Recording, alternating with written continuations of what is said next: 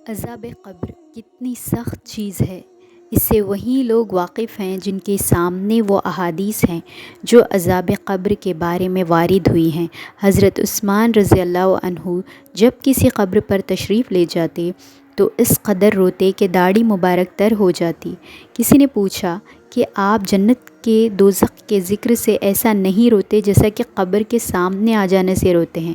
آپ نے ارشاد فرمایا کہ قبر آخرت کی منزلوں میں سب سے پہلی منزل ہے، جو شخص اس سے نجات پا لے بعد کی سب منزلیں اس پر آسان ہو جاتی ہیں، اور جو اس سے نجات نہ پائیں بعد کی منزلیں دشوار ہی ہوتی جاتی ہیں۔ پھر آپ حضور صلی اللہ علیہ وسلم کا پاک ارشاد سنایا کہ حضور صلی اللہ علیہ وسلم یہ ارشاد فرماتے تھے کہ میں نے کوئی منظر قبر سے زیادہ گھبراہٹ والا نہیں دیکھا۔ حضرت عائشہ رضی اللہ عنہما ارشاد فرماتی ہیں کہ حضور اقدس صلی اللہ علیہ وسلم ہر نماز کے بعد عذاب قبر سے پناہ مانگتے تھے۔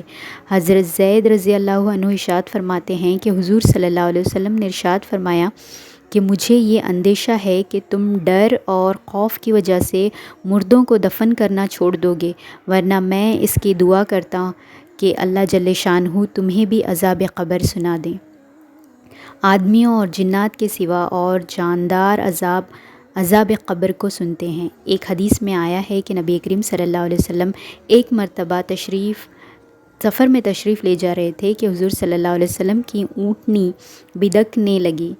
کسی نے پوچھا حضور صلی اللہ علیہ وسلم کی اونٹنی کو کیا ہوا؟ حضور صلی اللہ علیہ وسلم نے ارشاد فرمایا کہ ایک آدمی کو قبر کا عذاب ہو رہا ہے، اس کی آواز سے بدکنے لگی۔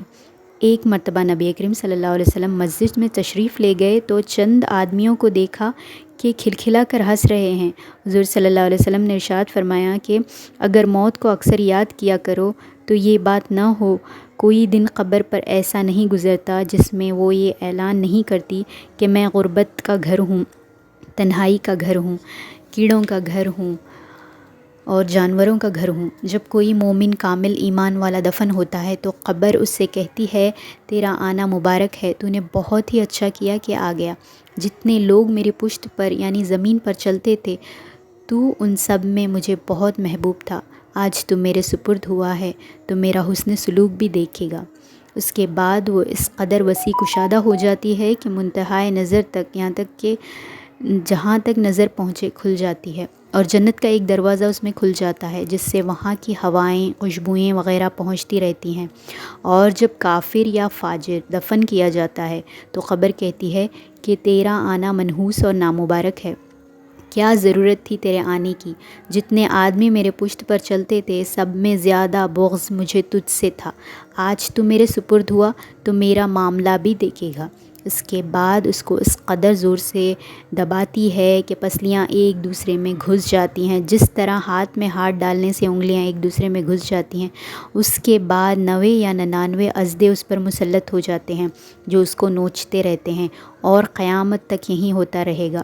حضور صلی اللہ علیہ وسلم فرماتے ہیں کہ اگر ایک اژدھا بھی ان میں سے زمین پر پھنکار مار دیں تو قیامت تک زمین میں گھاس نہ اگے گی۔